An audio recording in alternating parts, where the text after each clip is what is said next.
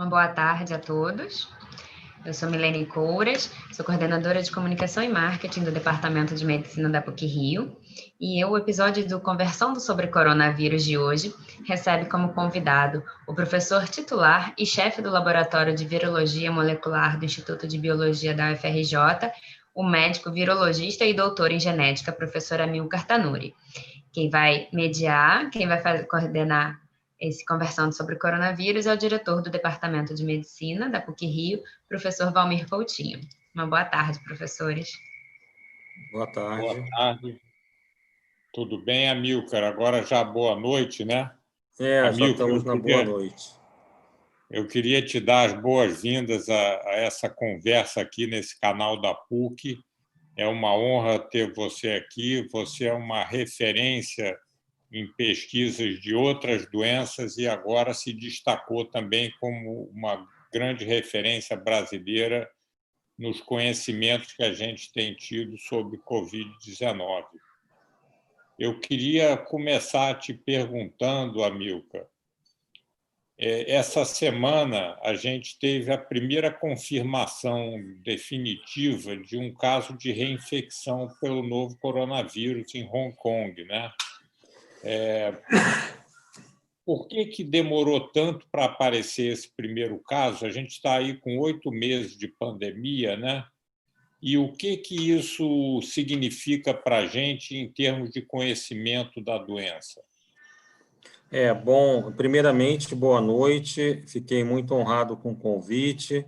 É um grande prazer estar aqui com o Valmir, que foi colega nosso de turma da UFRJ 1982, famosa. Obrigado aí a todos. Então, Valmir, esse aparecimento da reinfecção, primeiro que tem vários casos suspeitos de reinfecção que a gente tem que levar em perspectiva e eu vou te mostrar qual é a dificuldade de você demonstrar reinfecção. Você está investigando alguns casos suspeitos aqui no Rio de Janeiro. Lá na UFRJ e outros assim no estado do Rio de Janeiro me procuram e nós estamos trabalhando agora com 7 casos possíveis de reinfecção. Como eu falaria assim, possíveis. Porque demonstrar uma reinfecção, você tem que mostrar 2 coisas. Primeiro, que você teve cura da primeira infecção. E depois que teve o ressurgimento do vírus pelo menos 30 dias após. Correto? Aí vem as dificuldades. Esse vírus é conhecido muito na literatura, o coronavírus, não esse SARS-CoV-2, mas os coronavírus, por fazerem infecções prolongadas. Por exemplo, se eu pegar uma criança que fez amidalectomia, pegar o tecido da amígdala, cultivar, uma boa parte delas eu vou isolar uns coronavírus. Ou seja, eles estavam lá na criança sem causar doença. Então, isso pode ter acontecido nesses casos. Você teve a primo-infecção, depois o ressurgimento do próprio vírus. A outra hipótese é que você teve a primo-infecção, curou e teve a reinfecção. São 2 situações diferentes. Como é que você prova isso? Você tem que sequenciar o vírus inicial e sequenciar o código genético do vírus que reapareceu, tá certo? Ou ressurgiu. Se os 2 forem muito diferentes, você pode assumir a hipótese da reinfecção. Se você não tiver sequenciamento e prova que o vírus inicial e o final são bem diferentes, você não pode afirmar que é uma reinfecção. Então, nós já tivemos no laboratório alguns casos suspeitos, mas quando a gente fez o sequenciamento não tinha diferenças grandes. Mas esse caso de Hong Kong parece que sim. Agora, esse caso vem já a reboque da ideia do seguinte: o vírus infecta o ser humano, esse SARS-CoV-2, faz a produção de IgG, que é a imunoglobulina que protege a gente a longo prazo, mas a grande pergunta é quanto tempo que ela dura, né, essa proteção induzida pelo vírus. Eu penso o seguinte: quanto mais tempo essa epidemia está ocorrendo, se isso for verdade, que a reinfecção é possível, nós vamos ver mais casos de reinfecção. Então, até agora, está sendo difícil. A gente sabe que esse vírus passou por milhões e milhões de pessoas, e os casos de reinfecções são pinçados um aqui e outro ali. Então, minha resposta cautelosa é: se houver, até o momento, nessa faixa de tempo que a gente está observando a epidemia, é um caso raro. Agora, se o ser humano começar a baixar os infectados, a quantidade de anticorpos no sangue, isso pode acontecer, sim. Você pode ser reinfectado pelo vírus. Mas o anticorpo pode negativar e a imunidade celular manter a proteção do indivíduo? Também tem essa chance. Por isso que a gente não sabe exatamente essa cinética, né? Nesses casos do Brasil, que a gente está estudando, o ressurgimento do vírus, na maioria das vezes, não teve sintomas tão graves quanto o primeiro surto, exceto uma pessoa, mas também que tinha comorbidades. Então, a gente ainda tem que completar esses estudos, né? Inclusive fazendo a sorologia, essa parte toda desse pessoal. Mas nós não temos ainda certeza, nos nossos casos, se houve uma reinfecção ou não. Uhum. Aqui no Brasil tem... Hong Kong teve uma prova. Por quê? Deixa eu explicar. O vírus que circula em Hong Kong é um vírus asiático. Então, os pesquisadores mostraram que esse indivíduo foi infectado lá em março com vírus asiático e agora, recentemente, com vírus que tem homologia ou parentesco com o vírus da Espanha. Por isso que eles conseguiram assim afirmar que foi uma reinfecção. E ele visitou a Europa recentemente, né? Sim, isso é uma prova. E, em termos de expectativa de vacina, tem gente ficando preocupada com essa evidência de reinfecção, pensando assim, então isso quer dizer que eu vou tomar a vacina e depois de alguns meses o efeito protetor dessa vacina pode também desaparecer. Você acredita que isso vai impactar a eficácia da vacina a longo prazo? Então, Valmir, eu acho que a gente tem que avaliar. Essas vacinas vieram muito rapidamente e os testes clínicos vão ser feitos, e eu acho que o prazo que a gente tem de avaliação é muito curto. Uma das avaliações que tem que ser feita é se as pessoas que forem imunizadas com a vacina, quanto tempo elas produzem anticorpos em títulos necessários para bloquear uma infecção. Nós chamamos os tais anticorpos neutralizantes. Por quê? A gente vai ter que medir isso. Você vacinou 100 pessoas, você vai ter que medir quantos delas, depois de um mês, têm anticorpos. 2, 3, 4, 5, 6. Isso vai também orientar os vacinólogos, né? Se vai precisar de uma segunda dose. Entendeu? Então, por exemplo, e a gente sabe que vacinas que precisam de doses repetidas são mais difíceis de serem dadas, né? Visto a hepatite B, tem também várias vacinas aí que do HPV, que você tem a vacina da gripe, né? A vacina da gripe, que tem que ser sazonal, todo ano tem que tomar. E o mais incrível, nós tivemos uma epidemia de sarampo, pô, que é mais que isso, uma vacina que te dá imunidade de 10 anos.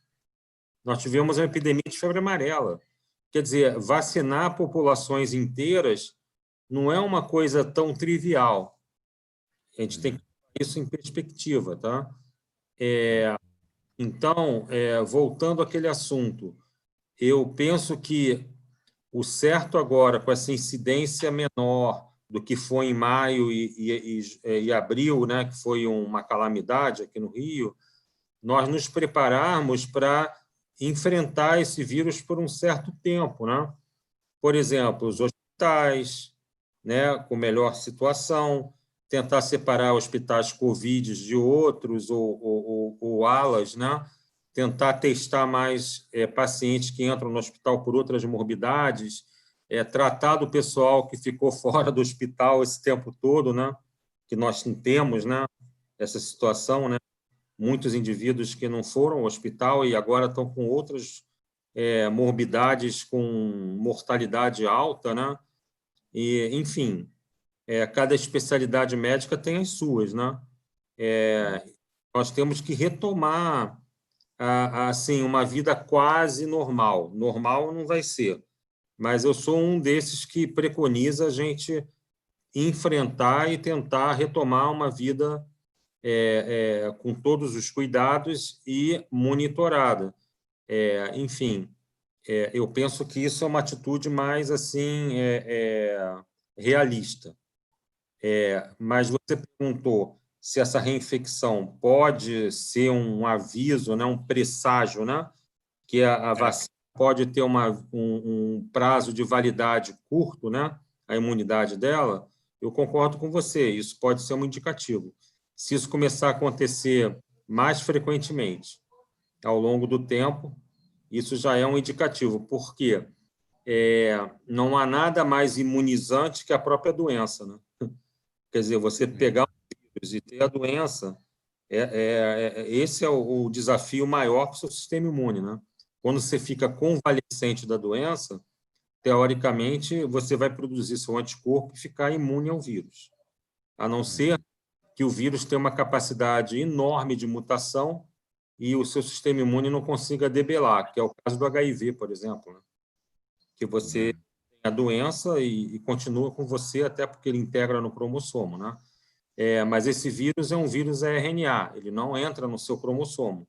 Então, ele só pode permanecer no seu corpo com uma infecção que a gente chama latente ou uma infecção contínua de baixa intensidade e depois reativar. Mas, enfim, ele é um vírus RNA, ele não pode ficar no seu, escondido dentro do seu genoma, que nem o HIV. Amilcar, há mais de 2 meses, eu me lembro que você já dava entrevistas chamando a atenção para o fato de que a gente tinha que se preparar para a reabertura, né? Que o isolamento social ia ter que ser flexibilizado em algum ponto, mas que você achava muito importante que isso fosse feito com o monitoramento de testes por RT-PCR da população e testes sorológicos. E vocês têm trabalhado com esses exames na população. Como é que você vê a situação do Rio de Janeiro hoje em relação à curva da pandemia? Bom, primeiro, vamos assim falar um pouco sobre os testes de diagnóstico do COVID, que eu acho que é importante, já que a gente está numa audiência super seleta, né? Então, os testes que nós temos em mãos são, até o momento, depois eu vou comentar um novo teste que está chegando, são os testes moleculares, que a gente chama, que é o famoso RT-PCR, que nós chamamos que é o padrão ouro, porque ele identifica o vírus diretamente. Depois, nós tínhamos, no início da epidemia até agora, outro tipo de teste, que são os testes sorológicos. E os principais que estão na mão da gente são os testes rápidos, sorológicos. Qual que é a dificuldade? Cada teste desse tem uma janela. Quando a gente fala janela em diagnóstico, eles têm um período que você pode usar o teste com uma sensibilidade razoável. Então, o teste molecular funciona bem do 2º dia de infecção até o 10º. Depois ele vai caindo a sensibilidade dele. E a partir do 14º começa a aparecer os anticorpos nos testes rápidos. Quem faz teste de ELISA, que é um tipo de teste sorológico mais sensível, pode capturar o anticorpo contra o vírus em menos de 14 dias, mas mais ou menos uns 12 dias. Então, são esses que são feitos nos laboratórios, né, Amilcar? Sim, os ELISAs têm que ser colhidos no laboratório. no laboratório. Uhum. O Teste rápido é um teste mais fácil. O que aconteceu agora? Agora apareceu um teste que está animando muito a gente. Qual que é o teste? É o chamado teste de antígeno. É um teste rápido que, ao invés de pesquisar a reação sorológica sua ao vírus, ele detecta o vírus na sua secreção nasal, orofaríngeo ou nasofaríngeo. Então, você coleta com suave, igual ao PCR, mas você coloca num líquido e pinga num teste rápido, tipo um teste rápido, e detecta o vírus diretamente. Nós fizemos a aplicação no fundão desses novos testes de antígeno rápidos e vimos que um dos testes teve sensibilidade de 90%, ou seja, ele concordou com o PCR em 90% das vezes. Então, nós estamos muito animados com esse teste, que ele pode ajudar a gente, primeiro, a sobrepor esse problema de ter teste de PCR para todo mundo. Se nós tivermos acesso a esse teste rápido antigênico, nós vamos poupar muito teste de PCR. E aí, por exemplo, você vai poder fazer testes semanais, certo? De antígeno. Por exemplo, para um hospital, o pessoal de saúde, isso é muito bom, porque você não vai... Ele deve ser muito mais barato também, né? Hã? Ele deve ser mais barato vão para também. cirurgia. Hã? Ele deve ser mais barato também do que o RT-PCR. Ele é bem mais barato. Parece que vai chegar aí num preço de R$35. Então, vai ficar mais barato até que o teste rápido sorológico. Então, a gente está muito animado com esse tipo de teste. Vamos ver como é que a gente consegue implementar esse teste, né? O chato é que é tudo importado, né? Esse é o grande problema no Brasil. Eu acho que uma das principais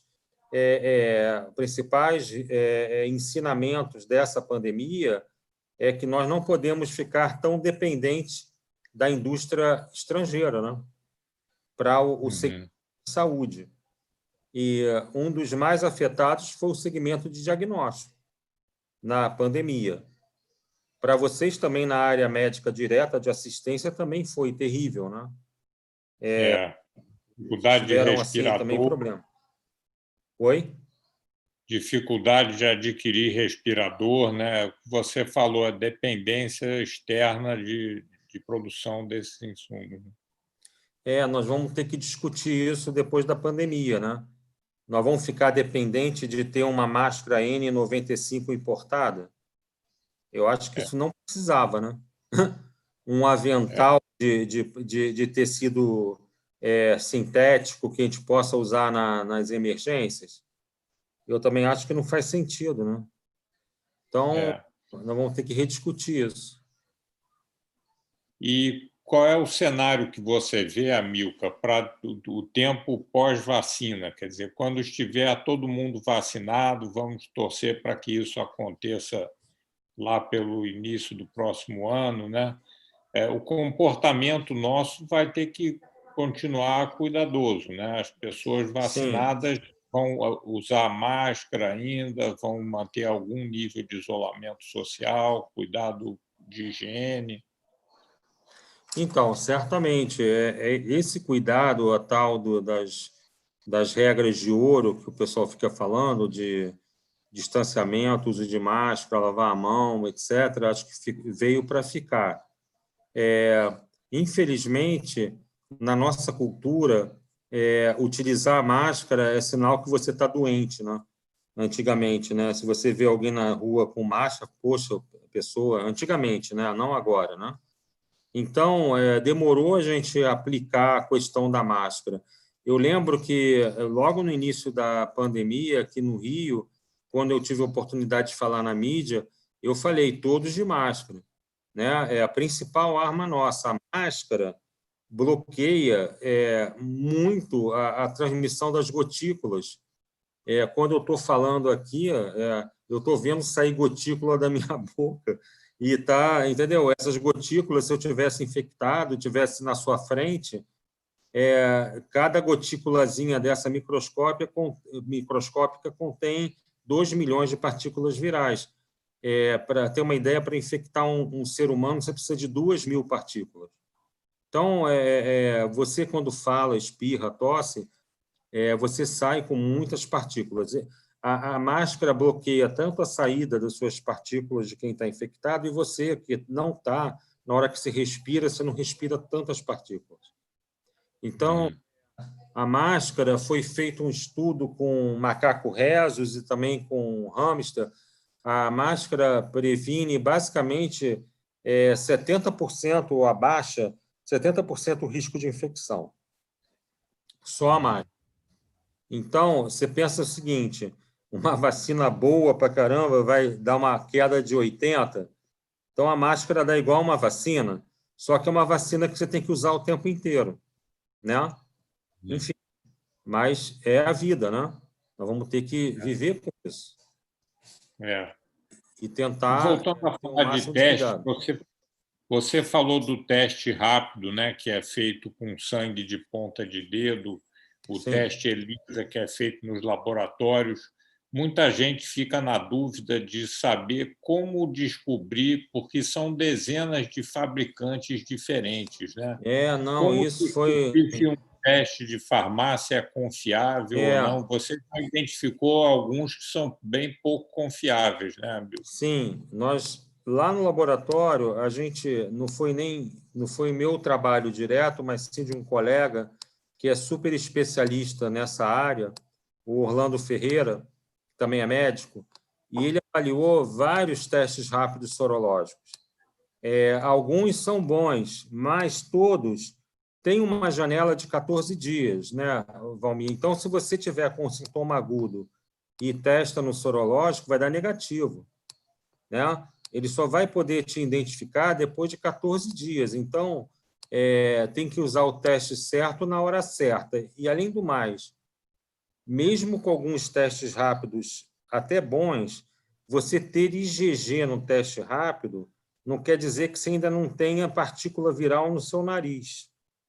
Então, nós, lá na UFRJ, que vários profissionais de saúde que se infectaram, nós acompanhamos fazendo PCR durante 30 dias. Metade deles, com 14 dias, ainda tinham vírus na fossa nasal.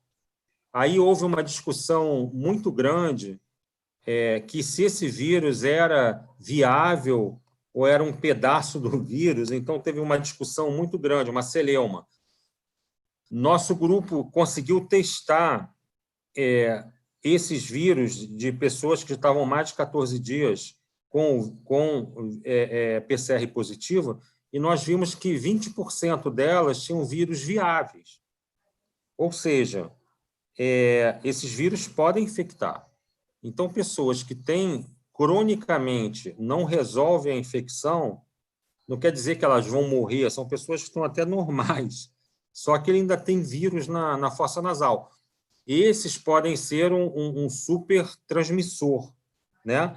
Porque você dá alta para eles, eles voltam para um lugar fechado, né? Impressionante, eles vão continuar transmitindo.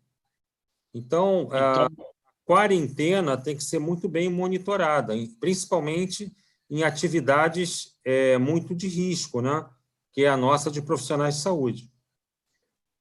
Então, Amilcar, você acha que um indivíduo que fez o quadro clínico do Covid-19, teve o diagnóstico confirmado por RT-PCR, para ele voltar ao convívio social tranquilamente, ainda que guardando um certo isolamento, você diria que é importante ele ter um RT-PCR negativo aos 14 dias? Certamente. Porque, senão, vocês descobriram que 20% desses vírus são viáveis e ainda podem infectar outra pessoa, é complicado abrir mão de um segundo teste, né? Dependendo da situação, olha só, dependendo da situação de você ter teste para fazer, isso é uma medida muito salutar. Pelo menos que, se liberá-los, que eu sei que tem muita gente que não pode fazer o segundo PCR, vários serviços, tentem deixar esses profissionais um pouco mais afastados de pacientes de risco, com máscara, exercendo a função em locais que até você ter uma segurança maior para você ter para liberá-los para o serviço. Mas também nós vimos também que a partir do 21º dia a taxa desse pessoal já é muito mais baixa, entendeu? Então eu penso assim que tem que ter um cuidado. Se você tem PCR e faz e está negativo, libera ele também com máscara. Então, sempre tem que ter o cuidado. E sempre tem que ter o cuidado da questão dos sintomas clínicos, né? Tem que ser 14 dias, mas eles têm que estar assintomáticos, né? Porque também sintomático não adianta nada também. Amilcar, e o que as pesquisas de vocês agora, com testagem por sorologia e RT-PCR, têm apontado em termos do momento da epidemia aqui no Rio de Janeiro? Eu tinha até passado por essa pergunta. Então, a epidemia do Rio de Janeiro é uma epidemia muito diferente das que aconteceram na Europa.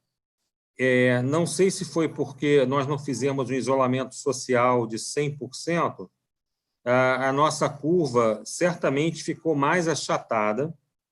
Ela começou na 13ª semana epidemiológica, lá para o dia 13 de março, e dura até hoje. Só que ela deu um pico de máximo lá no final de maio, início de junho, e veio descendo.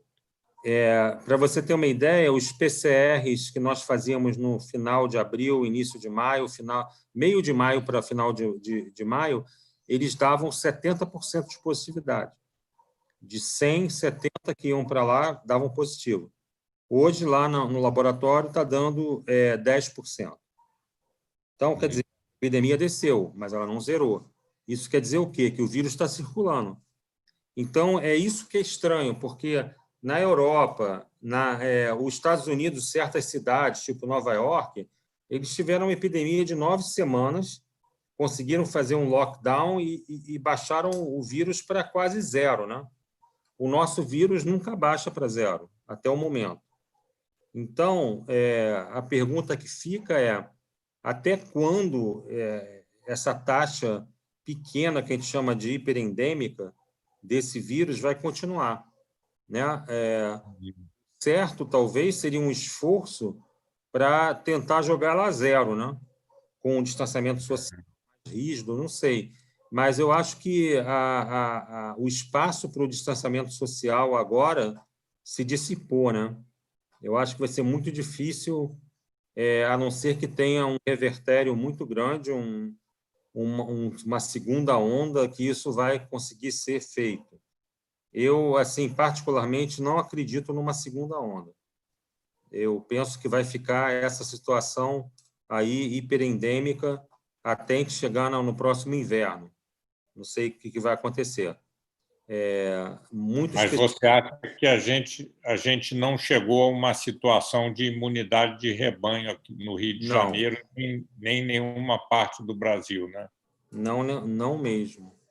Então, muitos pesquisadores acham que esse vírus vai tomar um caminho tipo sazonal, que são aqueles vírus que dão em certas estações do ano, como um vírus respiratório. Ele vai ser diferente do irmão dele mais próximo, que foi o SARS, lá de trás, de 2002, que deu uma quantidade de casos não grandes e desapareceu, né? Parece que não vai acontecer isso. E diante dessa circulação ainda alta do vírus, né, 8% de PCR positivos, né, isso é uma prevalência alta. Comparando com Nova York, você comentava comigo que Nova York está em 1%, não é isso? Então, a gente, em termos de incidência, está 8 vezes mais alta, né, maior, né, que Nova York. Isso tem implicações epidemiológicas muito grandes, né? Porque você imaginar isso, né, imaginar que esse vírus está circulando, está infectando novas pessoas. O que é curioso é que a mortalidade baixou, né? Isso leva a gente a crer duas coisas: ou o vírus teve alguma mutação, esse vírus circulante, e já não está causando uma mortalidade tão alta. Eu não sei se isso é verdadeiro, ou a outra hipótese é que esse vírus está encontrando pessoas já com nível de resistência primária a ele, né? Não via imunidade de rebanho, mas via alguma resistência ou imunidade celular. Eu também não acredito muito, Valmir, porque quando a gente pega pessoas infectadas nessa nova onda aqui, desse final no final de agosto, início de agosto, ainda tem pessoas com carga viral bem alta. Ou seja, quando infecta bem, né? Então, eu não sei, é um negócio meio complexo. Ou a terceira via, que seria nós, médicos, conseguimos agora tratar a doença de uma maneira mais razoável. Então, as pessoas não se internam e não morrem. Então, todas essas nuances que a gente vai ter que ficar observando aí. E dentro desse cenário, Amilcar, como é que você vê o retorno às escolas? Você acha isso preocupante? E aí eu queria que você comentasse também sobre outros comportamentos, quer dizer, já é o momento de voltar a frequentar restaurante, cinema, academia. O que você acha? Então, eu sou uma pessoa que penso que nós temos que atuar com informação. A volta às escolas, eu acho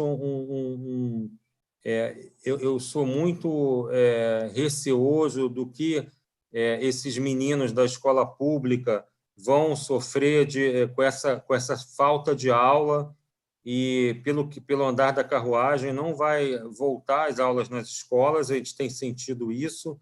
Vários estados tentaram retomar as aulas em escolas e teve muita resistência dos pais, do Ministério Público, do Sindicato de Professores. Eu sou favorável à volta às aulas com regras rígidas de condução. Meu problema é que eu acho que isso pode não ser possível na situação atual de várias cidades brasileiras. Ou seja, nós não vamos ter uma vigilância razoável para identificar se a abertura das escolas gerou um surto ou casos mais graves, e quantidade de casos. Vai demorar muito tempo para a gente chegar e ter a ação de cortar, né? Então, de controlar esses surtos. Então, eu vejo com preocupação pelos dois lados. O lado de quem dessas crianças não irem para a escola, porque eu acho que é uma perda muito grande para eles. No caso das crianças de comunidades carentes, tem a questão alimentar, tem a questão também do ensino, tem a questão, por exemplo, do pessoal de ensino médio de fazer o Enem em condições de poder passar, já que a escola pública, a privada estão começando a voltar, e você não vai ter aula na escola pública. Isso eu acho que é uma iniquidade, assim, em termos educacionais. Por um outro lado, tem o Amilcar, que é cientista e também pensa que a situação ainda não está muito controlada. Mas a pergunta, Valmir, quando é que vai estar? Né? Se a gente for buscar a taxa de quanto para poder retomar a escola, se está 8 hoje no PCR aleatório no centro de saúde, quando que a gente vai falar que está liberado? Quando baixar de 5? Quando abaixar de 3? Quando abaixar de 1?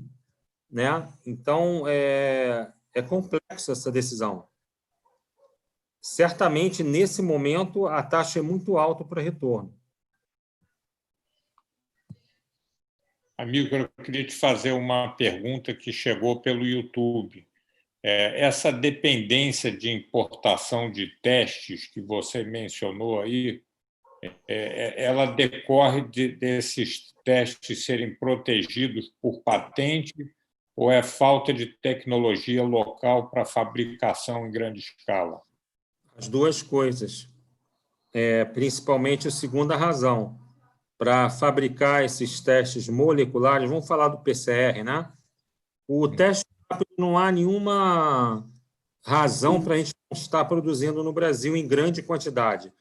Manguinhos faz o teste rápido sorológico, mas a produção não é nesse nível astronômico que é o que aconteceu na pandemia.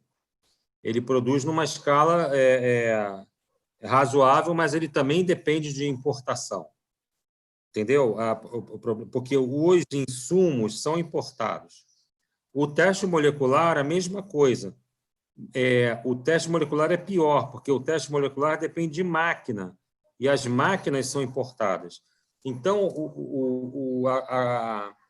a restrição dá em duas ordens. Alguns testes são patenteados, mas o PCR já não tem mais patente.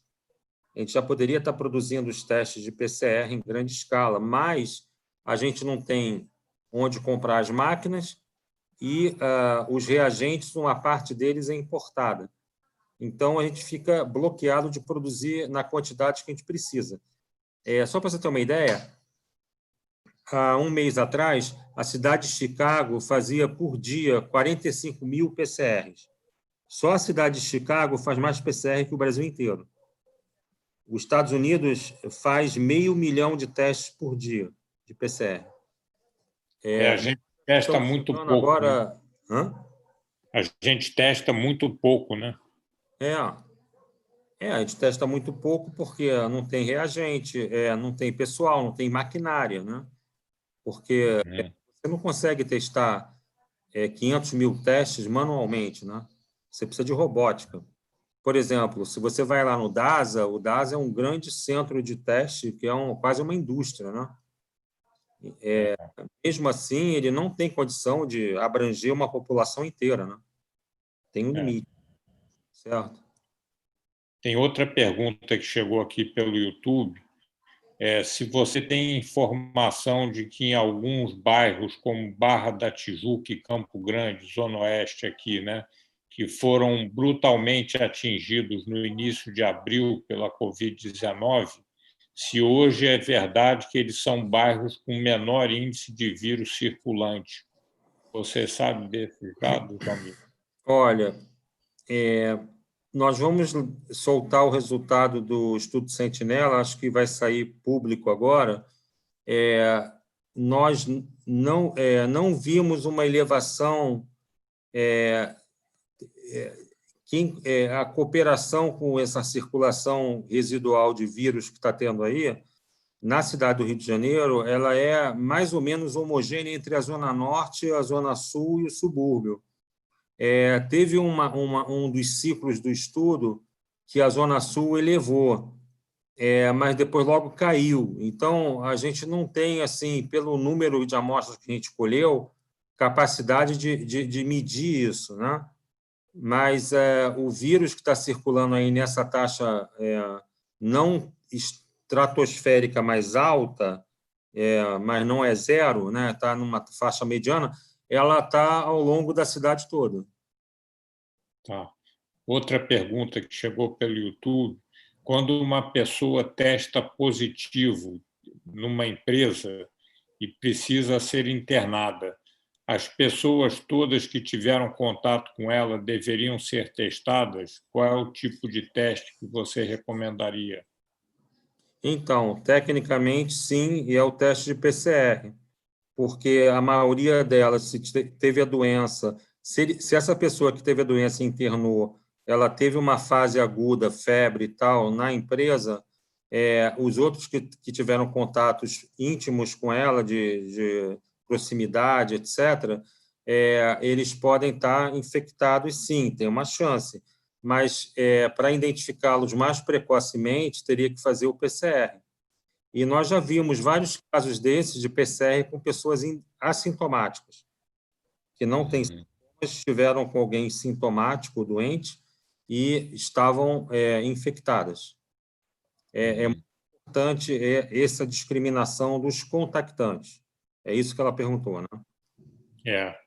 E para fazer o teste em contactantes, o melhor teste é o PCR. Mas quando a gente tiver acesso ao teste de antígeno, esse seria o caso também. Seria a melhor opção para um caso desse, onde você precisa testar vários, né? Vários e rápido. Outra preocupação que muita gente tem tido é sobre o futuro pós-Covid-19, né? Você falou que ela pode se comportar no futuro como uma doença sazonal, mas existe um risco grande também de aparecerem outras epidemias por vírus respiratórios e até outras pandemias, né? Como é que você vê esse cenário no futuro, Amilcar? Olha só, o laboratório, quando era tipo outubro do ano passado, nós estávamos muito preocupados, por exemplo, com alguns vírus amazônicos que a gente conseguiu identificar em algumas cidades do Centro-Oeste. Tinham 2 vírus muito preocupantes, o Oropoxi e o Maiaro. Depois, eles não... depois, com essa epidemia toda, até a gente esqueceu deles, né?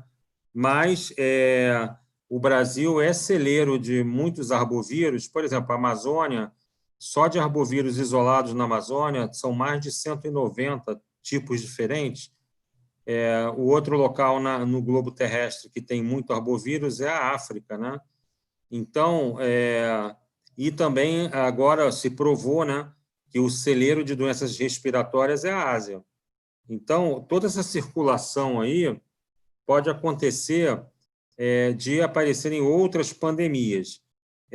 Eu penso que a gente vai ter que ter um senso de preparo, né, muito maior. Por exemplo, na Holanda, tem alas inteiras de hospitais que são fechadas e guardadas só para casos de epidemia, né? Então, eu não sei se é o caso desse tipo de preparo. Eu penso que no Brasil vai demorar muito tempo para ter isso, mas no futuro, pelo menos, eu penso que essa pandemia vai nos deixar de ensinamento que nós temos que monitorar casos estranhos de qualquer doença para achar novos agentes, porque isso pode dar uma diferença muito grande. Por exemplo, critica-se muito os chineses, né? Mas eles fizeram um ato importantíssimo, mesmo o pessoal tenha criticado que eles liberaram a sequência do vírus só em janeiro, mas podia ser pior, né? Eles podiam não liberar, isso aí só ia descobrir lá na Europa quando estivesse lá, né? E apareceu em março.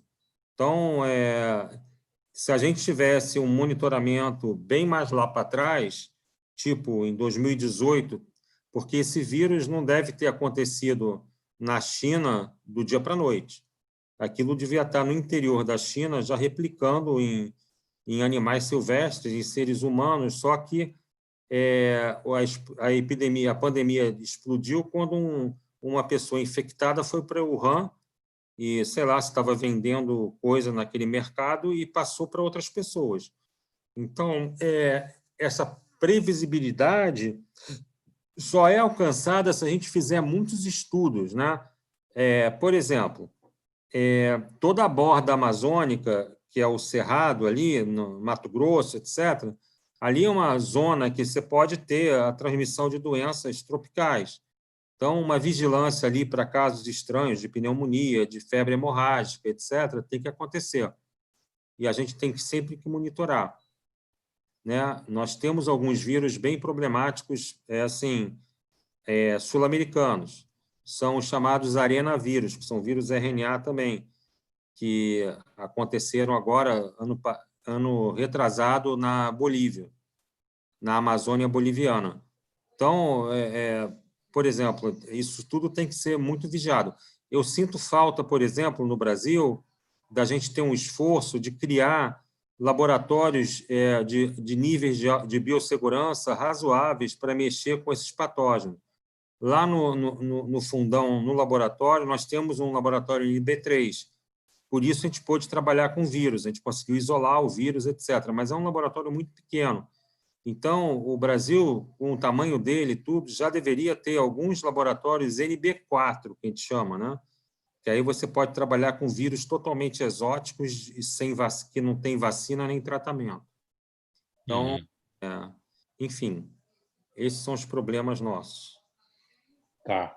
Agora eu queria ouvir a tua opinião sobre alguns casos que a gente tem visto até com certa frequência e que são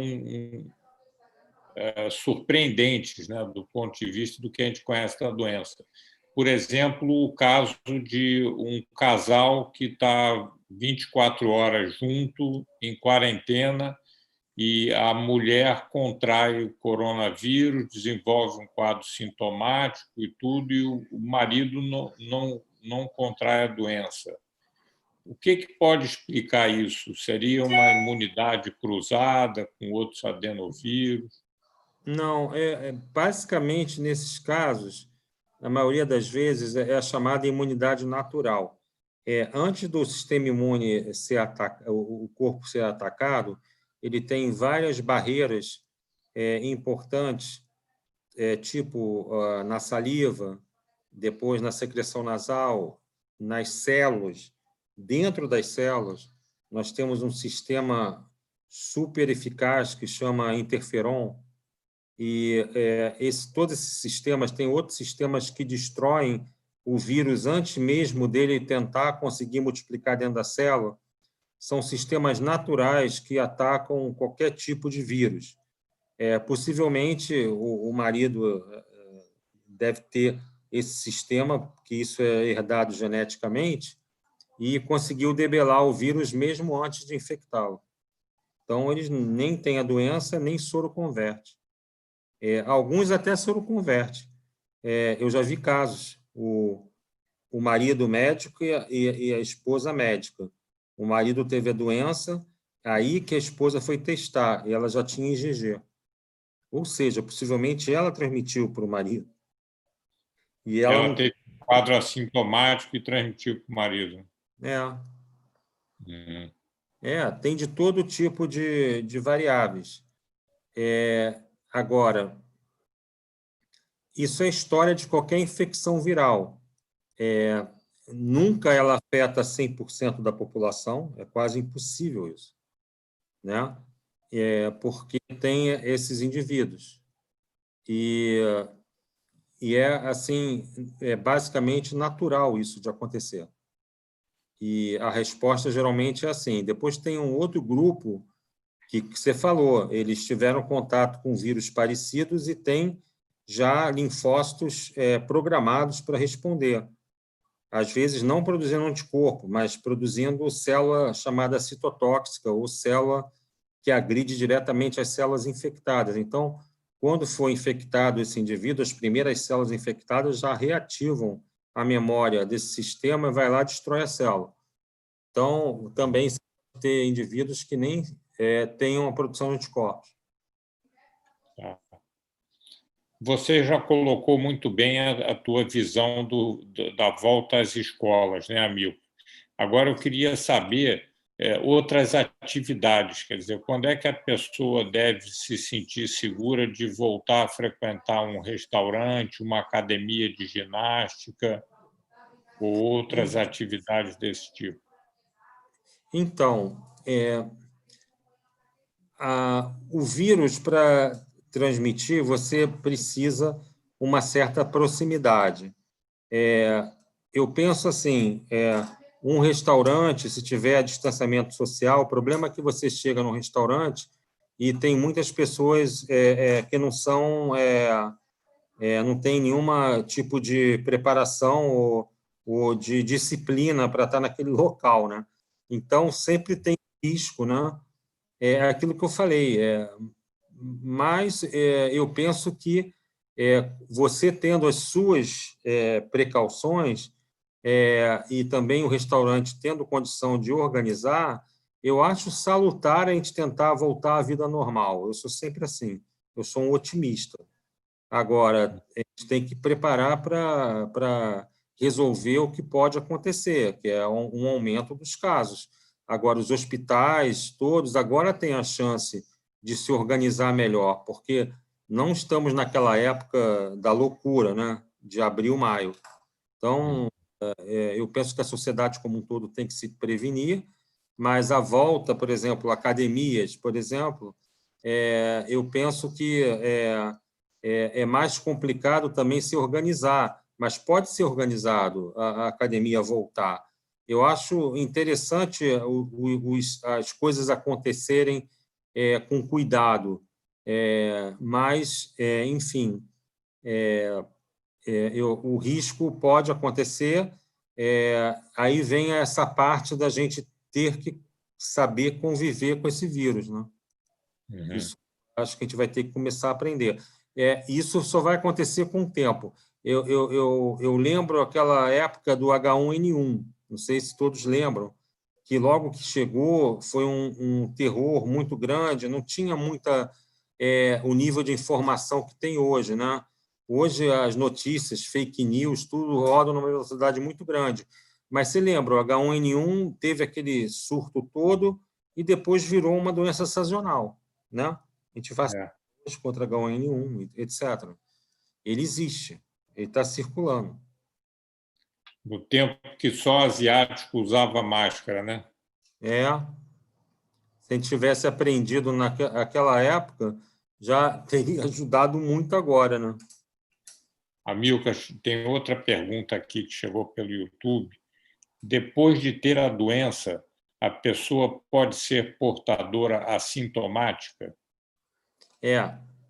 Nós tivemos um caso desse, não vou citar nomes, mas era uma colega nossa que teve a doença e ela percebeu que todos os plantões que ela participava tinha sempre depois alguém doente. Teve casos aí também de pessoas que tomaram altas de CTI, voltaram para casa e transmitiram para o pessoal de casa. A resposta é sim. Você pode, se você não tiver um teste negativo e tiver vírus na fossa nasal, que você, em termos de sintomatologia, depois da fase aguda, a maioria das pessoas, ainda bem, né, tem uma evolução muito benigna, né? Assim, sintomáticos. Então, se ela tiver ainda com vírus, ela pode transmitir, sim. Outra pergunta que chegou pelo YouTube. Se, em relação aos atuais relatos de reinfecção ou suspeita de reinfecção, né, você acha que o mais provável é o quê? Que seja, de fato, uma reinfecção ou uma reativação? Porque você mencionou a possibilidade de o vírus ficar dormente, né, ficar latente. Esse vírus nunca fica dormente, ele fica infectando num ritmo menor e depois ele é reativado. Possivelmente por alguma reação inflamatória. Mas, enfim, eu penso que se a gente conseguir demonstrar que a quantidade de anticorpos de quem é infectado abaixa sistematicamente ao longo do tempo, a reinfecção vai ser um fenômeno muito comum. A gente ainda não teve tempo de ver reinfecções reais, na minha opinião, porque os primeiros casos aconteceram em março. Nós estamos agora em agosto. Então, basicamente, são 4 meses.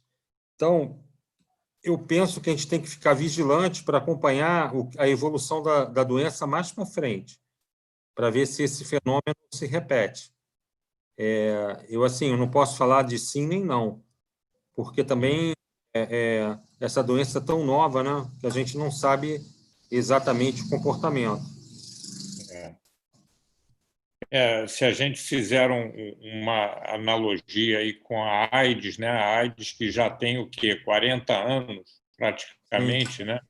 E tem pouco tempo que descreveram o primeiro caso de cura, efetivamente, da AIDS, né? Não, acho que no SARS-CoV a gente tem muita cura, tem muita gente curado. A pergunta é se eles estão imunes, né, a novas infecções. Agora, enfim, é uma doença de comportamento bem diferente da AIDS.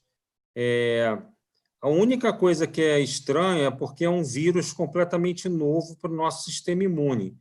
então a gente não sabe como ele vai lidar com ele, né? Agora, estamos aqui na face da Terra, o Homo sapiens, pelo menos 250 mil anos, né? A gente já encontrou muito vírus desse tipo aí. Aliás, piores. Tenho aqui uma pergunta, não sei se é uma pergunta ou um comentário, eu não tenho essa informação, eu queria ver o que você acha disso. Que em relação à contaminação de superfícies, que segundo o FDA, que é a agência regulatória americana, né, não haveria necessidade de limpar os alimentos e sacolas de mercado. Eu também acho um exagero, concordo com eles.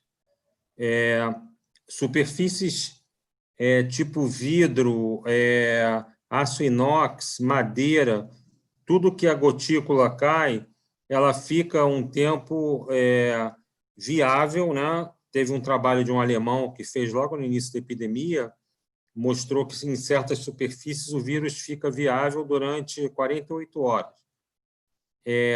Mas é o tal negócio, se você cumpre as regras de ouro, de não levar a mão ao rosto e lavar sempre, você vai estar seguro dessa questão da contaminação ambiental.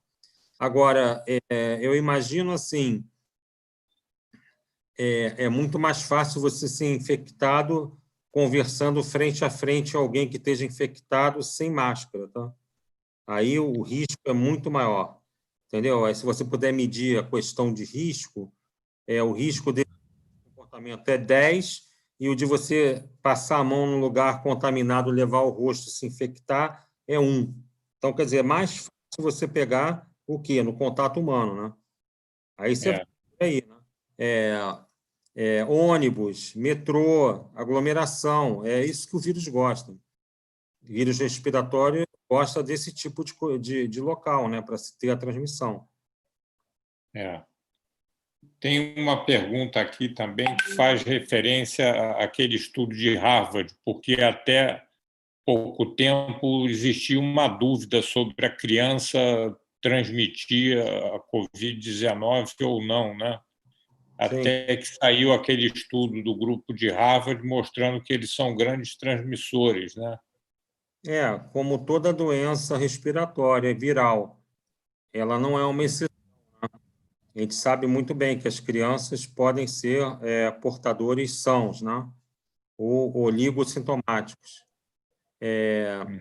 Porque também até adultos jovens, você faz quando você faz o diagnóstico PCR, pergunta para eles, a maioria negligencia os sintomas, né? Fala, não, eu tive não sei o quê, eu tive uma dor de cabeça, tá, eu tive não sei o quê. Então, os sintomas vão aumentando conforme a idade da pessoa infectada. A gente percebeu isso também. Então, a tendência do pessoal mais jovem ter infecções oligossintomáticas. Excelente, Amilcar. A gente chegou ao final da nossa hora de conversa. A gente está recebendo aqui ainda vários elogios de quem está nos assistindo. Eu acho que você foi brilhante nos esclarecimentos que você trouxe. Espero ter ajudado. Eu queria que você fizesse suas considerações finais aí, deixasse o recado mais importante para quem nos assiste. Então, nós vamos vencer essa epidemia. O custo que vai ter para o nosso país vai ser maior ou menor, mas espero que os ensinamentos sejam maiores. O ensinamento é que nós temos que reforçar a saúde pública, nós temos que reforçar a academia, a pesquisa, nós temos que nutrir o interesse científico na nossa juventude, nos nossos estudantes de medicina, de ciências biológicas, de todas as especialidades médicas, porque um país sem a inteligência não é nada. A gente precisa ter essa inteligência, a gente precisa manter a inteligência nessa área tão importante, né, das doenças infecciosas. e isso tem sido botado à prova todo ano, quase, né? Vamos lá, Zika, chikungunya, vamos contando aí, né? Depois veio o surto de febre amarela, né? Depois vieram esses 2 vírus da Amazônia que a gente nem sabe onde estão ainda, o Maiara e o Oropouche. Depois vem o SARS-CoV. Então, quer dizer, é um ciclo de doenças, né? Então, isso aponta para a gente ter um foco de volta, né? Que nem os nossos pioneiros, né? Sei lá, o Dr. Carlos Chagas, Oswaldo Cruz, lá de trás, né? Parece que a gente está precisando de volta, né? Desse pessoal.